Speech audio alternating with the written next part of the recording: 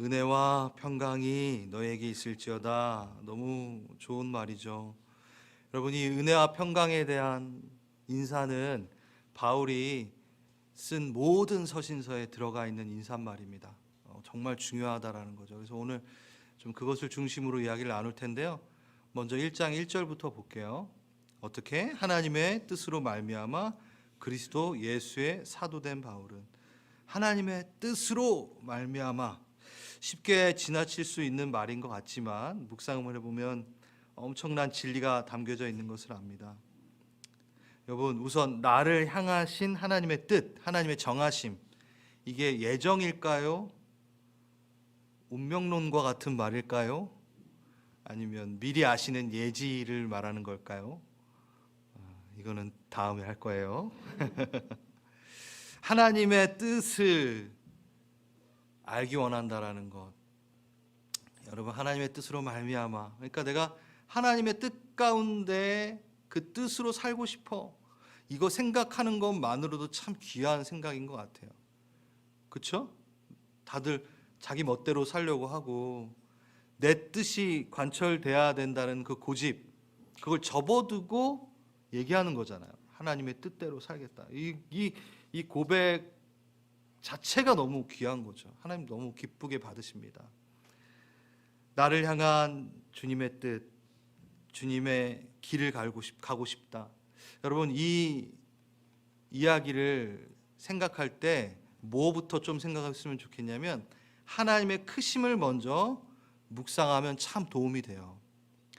우리 이렇게 같이 얘기를 하고 상담을 하다 보면은 주님의 뜻이 어떤 건지 참 궁금하고, 저는 하나님의 길을 가고 싶고, 그 귀한 마음 들어요. 그때 저는 그 세부적인 그 길과 뜻에 대한 부분 뭐 점치듯이 이 길을 가십시오 하지 않고, 저는 항상 얘기하는 게 있습니다. 하나님의 크심을 얘기해요. 그때 그게 왜 도움이 될까요? 여러분, 우리가 좁은 문 좁은 길로 들어가라 라는 이 말을 조금 오해할 때가 있어요. 좁은 문 좁은 길, 그러니까 예수님 따르려면 좁은 문 좁은 길로 가야 되죠. 그러니까 그거 딱 말을 들으면 항상 뭔가 선택과 가능성이 상당히 줄어드는 착각을 해요. 좁은 문 좁은 길, 내가 선택할 게 너무 없고 막 비좁은 막. 여러분, 그 얘기가 아니고요. 오직 예수 그리스도만이 우리의 구원이다라는 그 구원의 문이 오직 예수라는 좁은 문과 좁은 길이란 뜻이에요. 그럼 무엇이냐? 여러분, 그 좁은 길, 예수라는 구원의 그 길, 예수라는 그 나라에 들어가는 순간 뭐가 있죠? 너무나 다양한 선택의 길이 있는 거예요. 주님의 뜻을 따라가고 싶어요. 좁은 길, 목사, 선교사 되라고? 그게 아니잖아요. 그러니까 죄를 제한 모든 길은 다 가능하다라는 거예요. 죄를 제한 모든 가능성의 길은 여러분들에게 열려 있는 거예요. 그게 다 하나님 뜻이에요. 제가 이 직장 갈까요? 저 직장 갈까요? 아무 데나 가세요. 제가 이렇게 뭐 너무 이렇게 좀 강조해서 얘기한 거죠. 그렇게 하나님 이 직장을 가야만 돼 막 운명론이 아니에요. 하나님은 얼마나 크신데 여러분 다 컨트롤할 수 있어요. 여러분은 어느 직장을 가든 어느 곳에 있든 어디를 살든 죄 안에만 있지 않다면, 그러니까 죄를 벗어난, 죄를 제한 너무나 무궁무진한 하나님의 뜻이 있다라는 거예요. 근데 우리는 너무 이걸 좁게 생각하죠. 그분의 뜻은요, 궁극적으로 나를 살리는 것입니다. 그러니까 그의 뜻대로 사는 것도 두려워하지 마세요. 하나님의 뜻으로 말미암아 저 오지로 보내실까 봐 막 겁내고 막. 여러분보다 잘하시는 분이 하나님이십니다. 여러분 보내면 그 동네가 망하기 때문에 안 보내세요. 훈련시키고 보내시던가 하시지. 여기서 새는 바가지 거기서도 셀 거 아시니까. 그러니까 제가 뭘 얘기하는지 아시죠?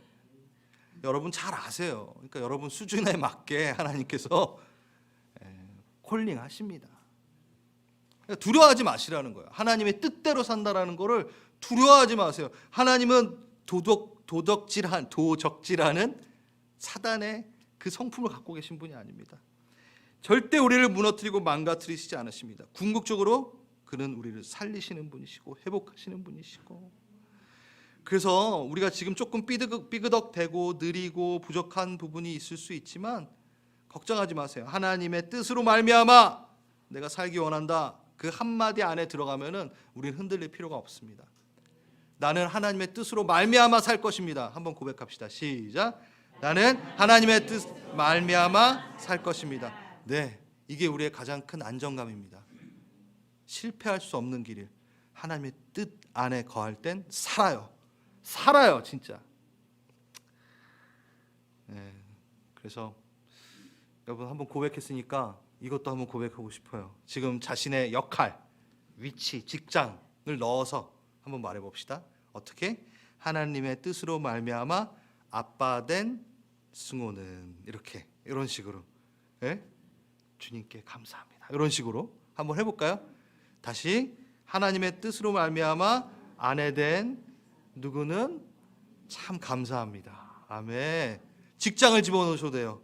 하나님의 뜻으로 말미암아 목사가 된 주승호는 감사합니다. 이렇게. 또 여러분 직장이 없으신 분도 있으시겠지만, 예, 그 역할에 대해서. 아멘.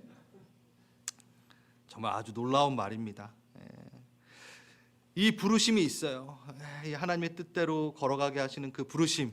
근데 전 더 높은 부르심을 주님께서 우리에게 명하신 게 있습니다. 그거는 뒤에서 The highest calling, 예? 그게 무엇인지 뒤에서 좀 더 얘기를 할게요.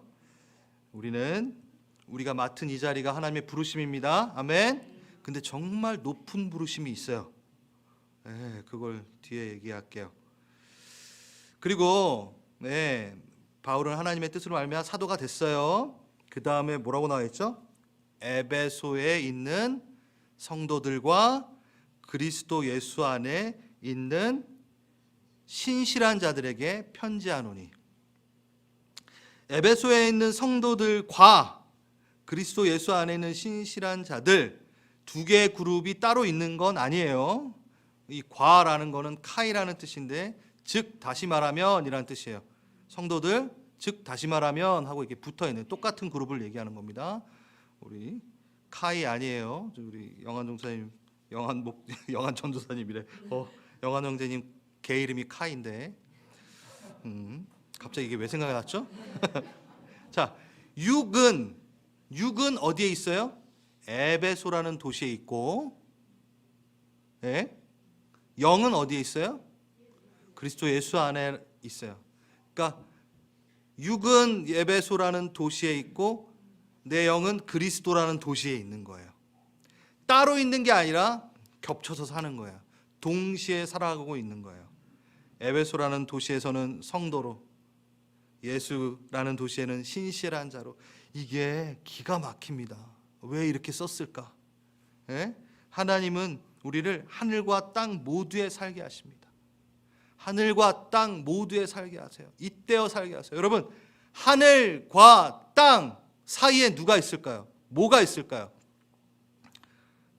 과가 있다고요? 하늘과 땅, 과가 있죠. 여기서 과 이렇게 딱 들렸어요. 주여. 여러분, 하늘과 땅 사이엔 우리가 있어요. 잇대어 그것을 연결해주는 우리 교회가 있는 거예요. 그걸 얘기하는 거예요. 근데 이거를 우리가 잘 인지하지 않고 망각하고 있으면 상당히 힘들어요. 어떤 사람은 땅에만 살고 어떤 사람은 하늘에만 살아요. 하늘에만 사는 것도 문제예요, 여러분. 땅에만 있는 건 정말 더 문제고, 정말 잇대어 살고 있다는 건 이게 좀 불편할 수 있어요. 느껴요. 여러분 좀 느끼지 않으세요? 이게 막 시원하진 않아요. 왜인 줄 아세요? 여러분 이민자시잖아요. 느끼시죠? 제 시민권은 물론 여러분 캐나다 시민권 가신 분 계시지만 저는 아직도 한국 시민권, 그러니까 전 여기 시민권이 없어요. 영주권이 있을 뿐입니다. 어때요? 불편해요. 여기 사는 거 자체. 그러니까 뭔가 여러분이 이 땅을 살면서 막 모든 게 명쾌하고 막 시원하고 막 그렇진 않을 거예요. 왜? 이때어 있기 때문에, 우리의 시민권은 저기 있기 때문에. 예. 그래서 여러분 불편함을 느끼시는 걸 당연한 걸로 생각하셔야 돼요. 내가 신앙생활 하는데 세상이랑 너무 잘 어울려. 그게 문제죠. 오히려 그게 더 문제죠. 뭔가 부딪혀. 뭔가 가치관이 부딪혀. 그래서 기도해야 돼. 어려워. 맞아요. 왜? 우리는 그 중간에 살고 있기 때문에. 자, 에베소에 사는 성도. 여러분, 성도라는 뜻이 뭐죠, 여러분? 성, 거룩할 성이에요. 우리가 그냥 성도 하니까 여러분 보통 이렇게 여러분들을 불리울 때, 여러분이 불리움을 받을 때 성도님 이게 더 좋으세요? 아니면 뭐 직분을 부르시는 게 좋으세요? 뭐 집사님, 뭐 장로님, 목사님, 어떤 게 좋으세요? 물론 직분도 좋지만 진짜 위대한, 정말 존귀한 칭호입니다. 거룩한 자여. 이렇게 하는 거예요. 지금 성도님 거룩한 자여, 거룩한 사람이요. 그게 원래 더 귀한 호칭이에요. 거룩한 자. 정말 멋지고 무게 있는 호칭이죠. 집사님은 오히려, 집사님의 뜻이 뭐라 그랬죠? 디콘에서 나왔다 그랬죠? 시중 드시는 분, 이렇게 하는 거랬잖아요. 안녕하세요, 시중 드시는 분, 절 시중 들어주세요. 그게 나아요? 그거 좋아요. 그것도 여러분 섬겨야 되니까. 성도님 너무너무 좋은 것 같아요. 자, 그 성도, 토론토에 있는 거룩한 자들이요, 이렇게 얘기한 거예요. 토론토에 거룩한 자를 찾아보려고 했더니만 바로 너네, 이거네. 서로 한번 해봅시다. 성도님이 하지 말고 토론토에 있는 거룩한 자요, 이렇게 한번 토론토에 있는,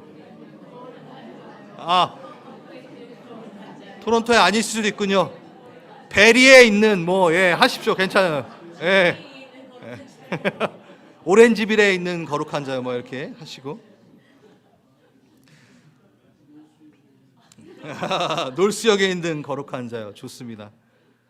여러분, 이 거룩이라는 거는, 하나님이 말하는 거룩은 분리주의적 거룩이 아닙니다.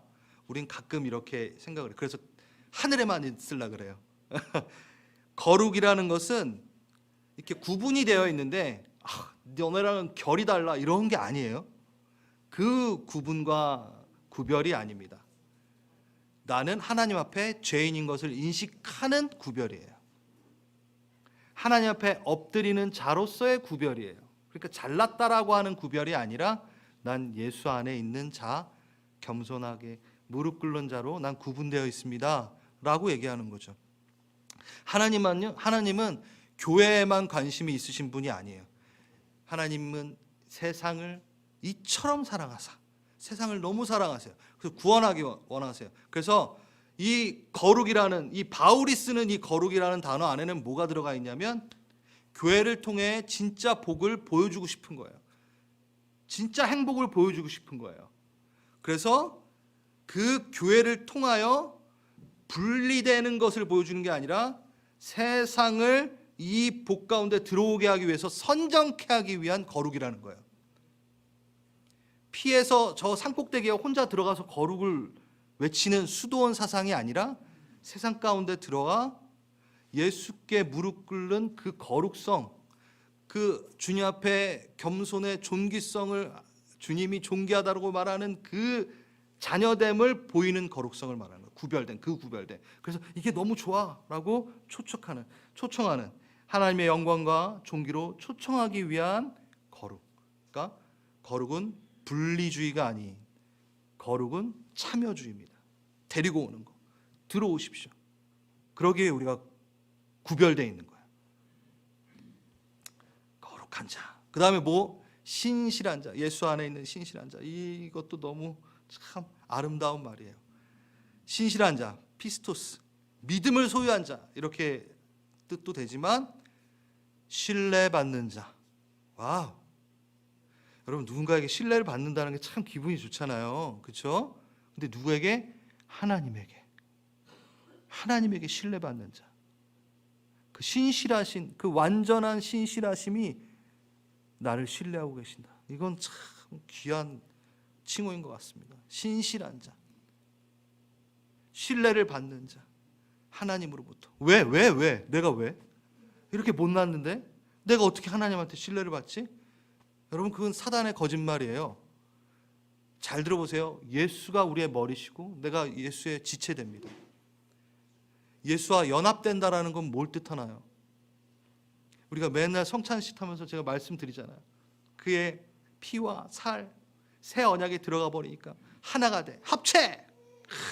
그러니까 구분을 못해. 누가 봤는데 추수모를 보는 건지 예수를 보는 건지 몰라. 그게 연합이에요. 그걸 허락하셨다라는 거예요. 그래서 하나님은 우리를 볼 때 아이고 맨날 넘어지는 녀석. 아니 그렇게 안 보신다고요. 뭐요? 예수를 보듯. 예수의 피에 묶여져 있으니까 작은 예수야. 나 너 신뢰한다.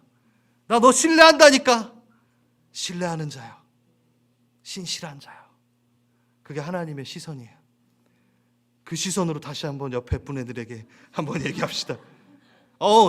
정말 신뢰합니다. 당신을 신뢰받는 자요. 신뢰받는 자요. 예.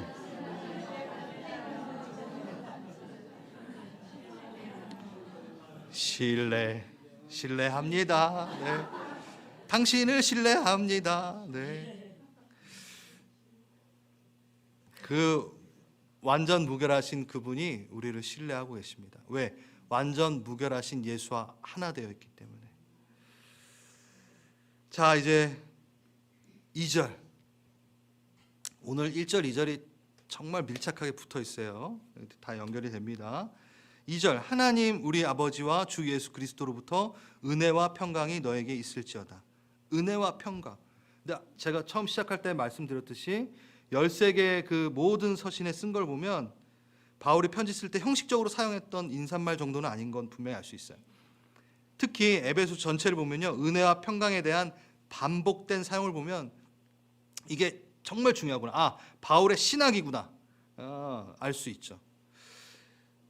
근데 여러분 잘 들어주세요. 13개의 편지 인사말 중에 은혜만 쓴 게 없어요. 은혜와 평 언제나 두 개를 같이 써요. 와, 이게 왜? 이유가 있다니까요. 그리고 순서도 항상 똑같아요. 평강과 은혜가 있을지어다가도 안 해. 은혜와 평강 두 개는 항상 같이 있어. 붙어 있어. 세트야, 세트. 그리고 연결이 되면서도 순서가 있어요. 그 이유가 있어요. 이것을 은혜로 말미암은 평강이라고 얘기합니다. 하나님의 은혜를 체험하기 전에는 우리는 평강을 알 수 없도다. 이게 같이 연결되는 거예요. 잘 들어주세요. 은혜는 아무 자격 없는 자가 그리스도 안에서 누리는 하나님의 선물, 구원의 시작을 말해요. 구원의 시작을, 그 은혜, 아무 자격이 없는데 그냥 주셨어. 그 은혜를, 그 자격, 그 선물을 은혜라고 얘기합니다. 그리고 이 선물, 이 은혜로 인해 하나님과 화목된 체험을 하는 것을 평안이라고 하는 거죠. 그리고 그 화목됨을 통하여 내 이웃과도 화목되어지니 그것을 평화라고 얘기하는 거죠. 그러니까 화목된 상태, 그러니까 은혜의 문으로 들어와, 그 구원의 선물의 은혜라는 곳으로 들어와 뭘 누려요? 평강을 누려요. 화목을 누려요. 누구와? 하나님과의 화목을 누리는 게 평강이다. 그래서 이 평강은 세상에서 찾을 수가 없고 세상에서 말하는 평강과는 완전히 다른 평강이다. 이 얘기입니다. 그래서 은혜를 한번 더 집중해서 한번 들여다보겠습니다. 은혜, 카리스라는 헬라어 단어인데요. 좋은 선물, 이렇게 얘기해요. 그리고 호의를 베푼다. 이렇게 또 단어가 말하고 있어요. 근데 바울이 말하는 은혜, 바울이 의도했던 은혜와 평강이 너에게 있을지어다라고 할 때 그 바울이 썼던 그 의미, 이게 뭘까를 알기 위해서는 이 당시에 사회에서 썼던, 이방 종교에서 썼던 은혜라는 이 카리스의 단어와 지금 우리가 쓰는 이 은혜의 단어 두 개를 한번 먼저 보면은 그걸 비교해 보면 은혜, 바울이 이 뜻에서 우리를 그 은혜로 초청했구나라는 걸 좀 발견할 수 있을 것 같아요. 따라오고 계시죠? 첫 번째, 이 당시 이방 종교 일반적으로 사용했던 은혜의 뜻, 헬라 철학이나 헬라 문헌을 보면 빈번하게 이 은혜라는 단어를 사용했어요. 카리스라는 단어를. 그리고 무엇보다 이 은혜는 신들의 호의라고 표현했습니다. 인간이 자신의 필요를 채우기 위해 그 이방 신들에게 무언가를 바치고 투자했을 때 그에 따른 신이 호의를 베푸는 거예요. 그래, 네가 나한테 바쳤어? 오케이, 내가 너에게 호의를 베풀게. 그게 은혜라는 거죠. 누가? 이방, 세상이 쓰는 은혜라는 단어예요. 그게 아니다 라고 바울은 분명하게 얘기하고 싶어서 하나님 우리 아버지와 주 예수 그리스도로부터 오는 은혜, 이렇게 명확하게 설명을 해요. 그러니까 이방신이 걔는 신이 아니죠. 아무튼 그 탈을 쓴, 그 사단의 탈을 쓴 그 다양각색의 걔네들이 호의를 베푼다, 이거랑은 전혀 다르다. 그 은혜 아니다. 어떤 은혜냐? 하나님 예수로부터 오는 은혜는 선행성, 비상응성이다. 여러분 너무 어렵죠? 제가 일부러 그냥 한 게 아니라 바클레이라는 분의 바울과 선물이라는 책에 원래 이렇게 신학자들은요 짧게 얘기해야 되기 때문에 어렵게 써요. 저도 어려워요, 이 말이. 바울이 말하고 있는 은혜를 거기서 다루고 있는데 거기에 제가 몇 개를 갖고 왔습니다. 은혜의 선행성, 우선성, 이게 뭐예요? 은혜를 먼저 베푼다. 그러니까 신에게 뭔가를 바쳤더만 호의를 베푸는 게 은혜가 아니라 뭐가 먼저다? 은혜가 먼저. 먼저 선물이 먼저다. 이방 신하고 틀려. 하나님의 은혜는 먼저 주심이야. 먼저 주심이야. 선행성이야. 우선성이야. 선물을 그냥 먼저 베푸신다. 의무와 요청에 의해서가 아니라 전적인 하나님의 자유로 값없이 먼저 주시는 은혜. 네, 여러분 잘 알고 있잖아요. 그렇죠? 이 은혜는 주는 자의 결단과 우월성을 발견할 수 있다. 그렇게 써 있어요. 맞아요. 하나님 마음대로 내가 주겠다는데 뭐 받아 이거예요. 부모님의 은혜와 같은 거고 태초부터 우리를 택하시고 이거에 다 여기 들어가는 거예요. 또 하나 이 선행성, 하나님의 그 주는 그냥 먼저 주시는 베푸시는 것에는 비상응성이 함께한다. 어려울 필요 없고 조건이나 자격과 상관없이 주는 거. 얘는 조건이 되니까 내가 은혜 줄게. 얘는 자격이 되니까 은혜를 줄게가 아니라는 거예요. 헬라 시대 때 썼던 그 이방 신들의 항상 썼던 그 은혜는 그렇지 않았는데 그리스도가 주시는 은혜는 먼저 주시고 자격과 조건 없이 주시는 은혜. 우리는 너무 당연하게 자주 들어 놀라지도 않아요. 지금 안 놀라시잖아요. 근데 정말 파격적인 거였다라는 거예요. 그 당시에 이 바울이 말하는 은혜는 어떻게 이럴 수 있지? 아담이여 신이여 막 이렇게 소리치는 걔들한테 이건 너무 놀라운 소식인 거예요. 우와, 선행성, 비상응성 어찌 이럴 수 있는가? 그 말은 쓰지 않았겠지만 이런 은혜. 할렐루야. 여러분 그 주님의 은혜를 찬양할 때 그거를 좀 감사합시다. 너무 당연하게 계속 들어가지고 그게 얼마나 대단한 건지 우리가 모를 때가 많은데. 그리고 지금 현재 우리가 사용하고 있는 은혜라는 뜻을 좀 한번 보면 어떨까요? 대체로 은혜를 받았다라고 표현할 때가 언제죠? 왜? 오늘 참 찬양이 은혜로웠어. 말씀이 참 은혜로웠지. 이게 보통 어쩔 때 사용하냐면 내 마음이 흡족한 상태일 때, 내 마음에 딱 맞게끔 영적 요소들이 제공이 되었을 때 쓰는 표현. 부인할 수 없죠. 왜냐하면요, 여러분 선포된 말씀 중에 권면과 책망이 막 있고 막 그 찔림이 있고 그리고 막 좀 불편하고 막 그러면 그때 은혜 받았어 이래 안 해요. 찔림이 있어 이렇게 얘기하지. 오늘 말씀이 좀 무거웠어. 오늘의 말씀은 은혜보다 정죄감이 좀 들었어 이렇게 얘기하죠. 아닌가요? 맞잖아요. 은혜는 뭔가 이렇게 샤르르르 막 샤방샤방 너무 좋아. 기분이 너무, 이걸 은혜라고 우리가 착각할 때가 있어요. 내 마음의 흡족함, 나에게 딱 맞는 영적 요소가 제공됐을 때 보통 은혜. 여러분, 만약에 내 마음이 위로되고 흡족되게 그것을 근거로 은혜라 하면은 여러분 맛있는 거 먹을 때도 은혜로워 이러셔야 돼요. 드라마를 보면서 막 즐거울 때도 은혜롭다 막 그러셔야 돼요. 그때 써야 되죠. 그거라면 여러분 막 복수하고 때려 부시고 막 이런 거 보면서 멋있다 연진아 막 은혜롭다 이러셔야 된다는 거예요. 저 안 봤어요. 그 짤만 봤는데 그게 많이 나오더라고요. 그걸 보면서 아우 상쾌해, 은혜롭습니다 이렇게 해야 된다는 거예요. 아니라는 거예요. 그 은혜는 우리가 말하는 은혜는 우리의 마음의 흡족함을 은혜라고 얘기하지 않아요. 바울이 말하는 은혜는요, 내 기분의 좋은 감정 또는 내 마음의 흡족함을 표현하는 의미에서 은혜보다는 실질적인 상태의 변화에 관련된 말입니다. 기존의 상태에서 벗어나는 상태의 변화를 은혜라고 얘기해요. 확증이 되고 보여지고 법적인 변화와 어떤 신분의 변화와 이 자체와 동반이 돼야 바로 은혜를 얘기합니다.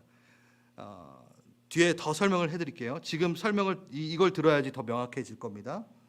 아까 제가 소개했던 바클레이 그 바울과 선물이라는 책에 나온 겁니다. 값싼 은혜라고 들어보셨어요? 값싼 은혜. 값싼 은혜의 기원, 베풀어 주신 은혜에 보답을 전혀 하지 않아도 되는 은혜. 그러니까 갚지 않아도 되는 은혜, 보답하지 않아도 되는 은혜. 이 값싼 은혜의 기원, 이 은혜는 근대 이후 서구 기독교에서 새롭게 만들어진 개념이다.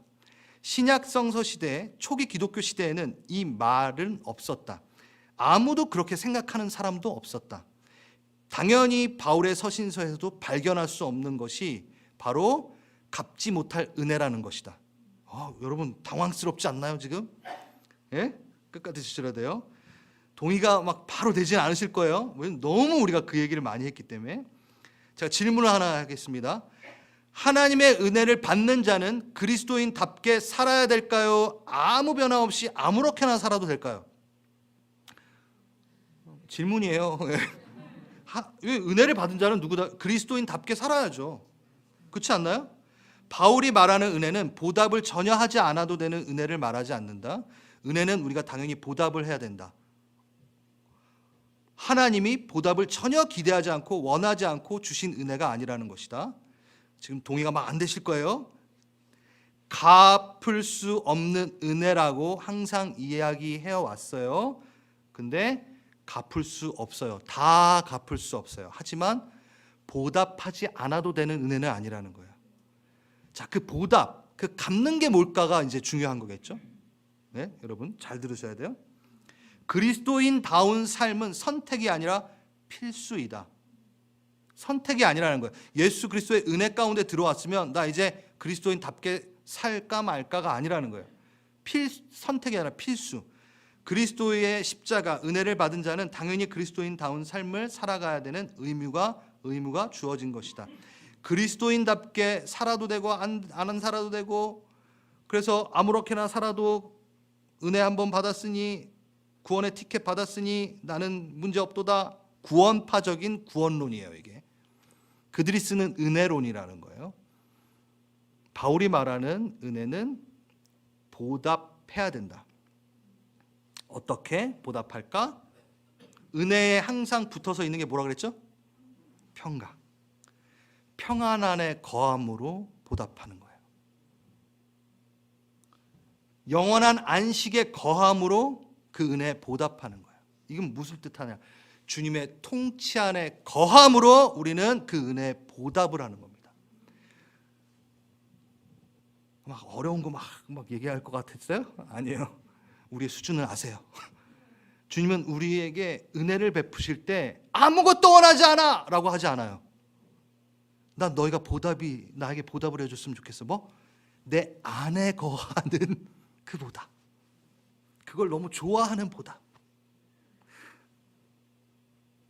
내가 온 마음을 다해 사랑했으니 너가 그 사랑 안에 거하려고 하는 그 노력, 그 진정한 마음, 그게 나에게 보답이다. 내가 돈으로 갚으라고 하지 않아.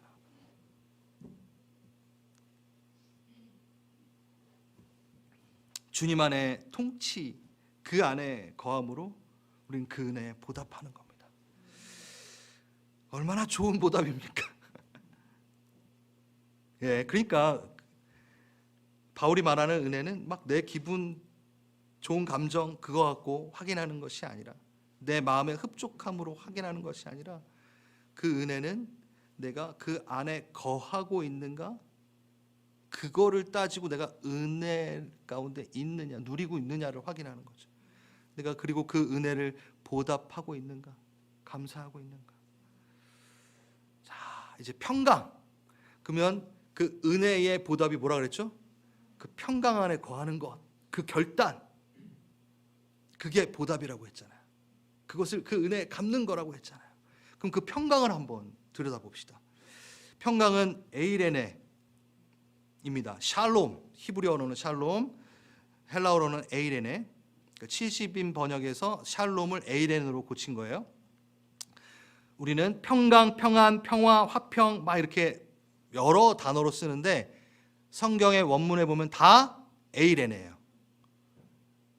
네, 한국말이 참 아름답고 좋아요. 그래서 막 이렇게 잘 쓸 수 있지만 우선 아무튼 헬라어는 평강, 평안, 평화, 화평. 그래서 제가 평안, 막 평강 막 같이 쓰고 있잖아요, 지금. 그렇죠? 에이레네예요.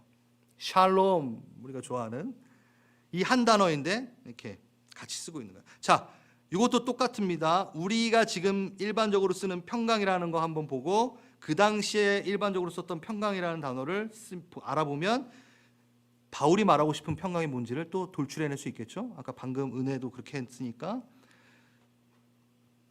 평안, 우리가 일반적으로 생각하는 평안은 뭔가요? 고요하고, 은혜랑 아까 좀 비슷하죠? 잔잔한 물가에 푸른 초장에 양이 풀 막 뜯어먹고 막 쉬는 모습. 물론 이것도 맞아요. 이것도 추구해야 돼요. 하지만 바울이 전한 평안은 고요하고 잔잔하고 차분한 분위기만을 말하는 평안은 절대 아닙니다. 특히 에베소서는 절대 아니에요. 왜 아닌지를 여러분 뒤에 가면 더 이해가 되실 거예요. 아무튼 우리가 생각하는, 우리가 쓰고 있는 그 평안, 그 이미지, 그걸 얘기하는 게 아니에요. 그러면 또 이 당시 실제 생활에서 일반적으로 썼던 평화, 영어로는 peace. 여러분, A에는 peace가 아니에요. 근데 그렇게 번역은 했어요. 영어는 peace로밖에 번역을 못했는데 peace가 어디서 나오냐? 팍스에서 나왔어요. 팍스는 어디서 나오냐? 로마 신화의 평화의 여신 팍스라는, 그 팍스라는 여신의 이름을 따서 팍스. 그래서 여러분 팍스 로마나 너무 잘 아시죠?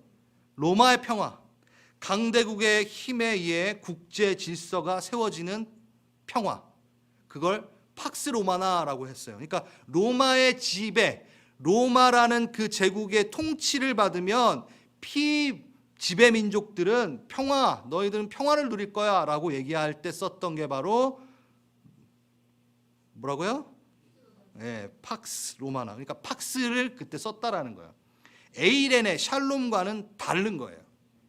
이들이 주로 썼던 그 팍스는 피스. 그래서 제가 샬롬은 또 피스랑 다르다고 제가 말씀을 드렸죠. 많이 얘기했죠. 예, 그거 기억나실 거예요. 보겠습니다.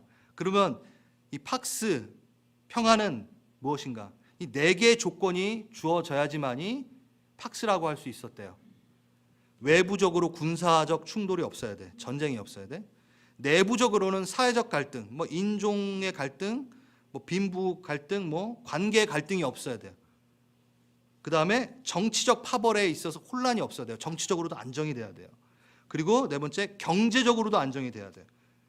이 네 가지 조건이 다 갖춰져야지만이 팍스라고 얘기했대요.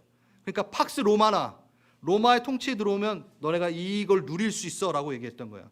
근데 이 팍스는 이 네 가지 조건 중 하나만 빠져도 팍스라고 쓸 수 없어요. 이 네 가지 조건이 맞아야 돼요. 로마의 통치가 팍스라고 하지만 실제로는 자신들의 정의에도 부합하지 않았던 팍스죠. 이 네 가지가 항상 네 가지도 제대로 한 적도 없으면서 팍스래. 그러니까 이 네 개를 줘놓고 팍스, 즐길 수 있어. 여러분, 이 평안은요, 뺏기 쉬울까요? 뺏을 수 없을까요? 너무 뺏기 쉬워요. 이 네 개 중에 하나만 문제가 있어도 팍스가 아니니까 그 평안은 뺏겨요. 그 평안은 너무 쉽게 뺏기는 평안이에요. 관계의 다툼이나 갈등이 있으면 이 팍스는 그냥 깨져버립니다. 경제적인 문제가 생기는 순간 그 평안은 깨져버립니다. 육체적인 문제가 좀 생겨서 질병이 생겼어. 그럼 평안이 없어져 버리는 거예요. 외부로부터 오는 영향, 주변 환경에 따라 이 평안은 너무 쉽게 좌지우지되고 쉽게 뺏기는 평안입니다. 여러분, 이 평안을 추구하실 겁니까? 아니에요. 하지만 샬롬, 에이레네의 평안은 다릅니다. 그 평안은요, 내 안에 계신 주님으로부터 주어지는 평안이에요. 외부에 있지 않아요. 내 안에, 내 영혼에 있어요. 외부에 상관없이 주어지는 환경의 영향을 받지 않는 평안이에요. 환경적인 요소가 아니라 관계적인 요소의 평안이라는 거예요. 하나님과 화목됨을 누림으로 얻게 되는 결코 뺏기지 않는 평안. 경제적인 위기가 와도 뺏기지 않는 평안. 육체적인 고통이 있어도 난 평안하다 얘기할 수 있는 그 샬롬. 뺏길 수 없습니다. 그게 여러분에게 주고 싶어하는, 하나님이 주고 싶어 하시는 평안이에요. 세상의 평안과 다르다. 요한복음 14장 27절, 평안을 너에게 끼치노니 나의 평안을 너에게 주노라. 내 평안이 있어. 세상이 말하는 팍스 로마나가 말하는 팍스의 평안이 아니야. 너에게 주는 것은 세상이 주는 것과 같지 아니하니 너희는 마음의 근심을 두지 말고 두려워하지도 말아라. 세상이 주는 것과 다르니. 팍스 로마나, 그 팍스의 평안이 아니야. 사람들은 그런데도 어리석게 계속 그 팍스를 원합니다. 너무 쉽게 무너지기 때문에 오히려 쫓으면 쫓을수록, 그 평안을 쫓으면 쫓을수록 더 불안해질 수밖에 없어요. 완성되지 않으니까요. 그러니까 진짜 평안이 없는, 이름만 평안인 가짜 평안, 팍스 평안이라는 거죠. 근데 온 세상이 그거에 목매어 있어요. 예수가 지금 말하십니다. 나의 평안을 너에게 주노라. 아멘. 여러분, 어떻게 하실래요? 주신다는데 받을래요, 말래요? 받으세요. 그냥 받으시면 돼요. 내가 평안이 어디 있노? 받으세요. 여러분 안에 있어요. 어떻게 샬롬을 누릴까 물어보신다면 솔직히 말로 다 표현을 못 하겠어요. 목사님, 샬롬, 평안을 어떻게 누리십니까? 잘은 모르겠는데 분명한 거는 이 평안을 주님이 주시길 원한다라는 사실이에요. 그건 명확해요. 그러니까 받으면 돼요. 믿음으로 취하면 돼요. 세상이 줄 수 없는 평안, 세상과 비교할 수 없는 평안. 여러분 좀 한번 생각해 보세요. 진짜 신이에요. 진짜 신. 그분은 정말 신이에요. 뭐 어떻게 말을 해야 될까? 완벽하세요. 엄청 크세요. 온 우주를 만드셨어요. 세상 지으셨고 처음과 나중 되세요. 지극히 크신 영광이시고 존귀이십니다. 그런 분이 날 향한 쉬지 않은 사랑을 베푸세요. 나를 아세요. 내 이름을 아세요. 완전한 용납과 용서를 하세요. 날마다 용서하시고 용납하세요. 보호자 되세요. 위로 되세요. 내 길을 밝히세요.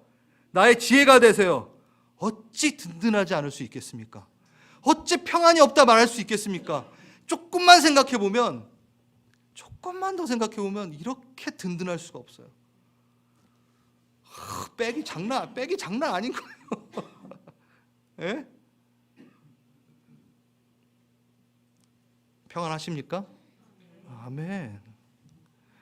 여러분 안에 예수가 거하신다면 그건 세상이 건들 수 없는, 뺏을 수도 없는 평안이라는 거예요. 은혜로 말미암은 평안을 누리십시오. 항상 순서가 있다고 하셨어요. 그 값없는 은혜 가운데 들어가서 다 갚을 수는 없으나 평안에 거하면서 보답하십시오. 나 주님 안에 있습니다. 주님의 그 은혜의 그 값어치를 제가 하는데 어떠한 율법적인 것을 말하는 게 아니라 주님을 더 사랑하는 보답을 하겠습니다. 더 감사하는 보답을 하겠습니다. 갚을게요 그걸로. 은혜가 주어지면 평안은 결과입니다. 진짜 은혜가 주어지면 결과가 평안으로 나타납니다. 은혜가 선물이듯 그리고 평안도 선물입니다. 그러니까 이제 누리면 됩니다. 주노라 주시면 감사합니다 하고 받으면 되고, 주님이 예배하신 기막힌 통치에 날마다 들어가겠습니다. 아멘. 여러분이 샬롬 안에 거하실 때 아무도 뺏을 수 없어요. 마무리합니다. 자, 지금 우리에게 은혜와 평강을 이야기한 바울을 한번 보겠습니다. 여러분, 은혜와 평강을 너에게 준다. 그리스도 안에 있는 하나님이 주신 은혜와 평강을 너에게 준다. 지금 그 말을 했던 바울은 어떤 상태라 그랬죠? 지금 어디서 쓰고 있죠? 편지를? 감옥에 있어요. 갇힌 자, 그리스도의 일로 너희 이방인을 위하여 갇힌 자 된 나 바울은, 에베소 3장. 그러니까 하나님의 뜻으로 말미암아 이 사람은 갇힌 거예요. 네. 여러분, 만약에 바울이 팍스의 평안만 알고 기준 삼아서 얘기했다면 지금 은혜와 평강 안에 있다고 말할 수 있겠습니까? 아니잖아요. 다 뺏겼잖아요. 갇혔잖아요. 뭐 경제적으로 여유가 있습니까? 바울이 증인이에요. 아, 이 평안이 있구나. 어느 누구보다 불평해야 되고 원망해야 되고 낙심해야 되고 실패감에 있어야 되고 우울해야 되고 하나님에 대한 신뢰는 막 이뤄져 가고 막 그래야 되는 게 원래 바울이에요. 지금 얼마나 열받아요. 그렇게 열심히 복음을 전했는데 결과가 감옥이라니. 여러분, 열심히 사역했어요. 열심히 교회를 섬겼어요. 추승호 막 목회했어요. 근데 나중에 감옥에 있어요. 와, 주님, 저는 쉽지 않아요. 모르겠네. 전 불평이 막 원망이 나올 것 같은데 안 그랬네요. 어디? 바울이 말하는 그 평안에 자기가 먼저 거하고 있었던 거예요. 뺏길 수 없는 평안. 에베소서는 확신의 서신이라고 말합니다. 그러니까 문제 해결이나 뭐 변증이나 뭐 논쟁을 위해서 쓴 편지가 아니라고 했죠. 뭐 확신의 차 교회에게 전달하는 확신의 서신서. 그래서 바울은 지금 이렇게 얘기하는 거예요. 첫 인사말에 나 완전한 은혜와 평강 안에 있다. 그러니까 이 평안 은혜를 너에게 전달한다 말하고 있는 거죠. 바울은 자신을 향한 하나님의 부르심이 무엇인지 알고 있었습니다. 제가 아까 하나님의 뜻대로 하고 그 부르심의 하나님의 뜻대로 그 부르심에 우리가 극자의 자리에 있다고 말씀드렸죠. 예? 그 중에 제가 가장 높은 부르심이 있다고 말씀드렸죠. 예?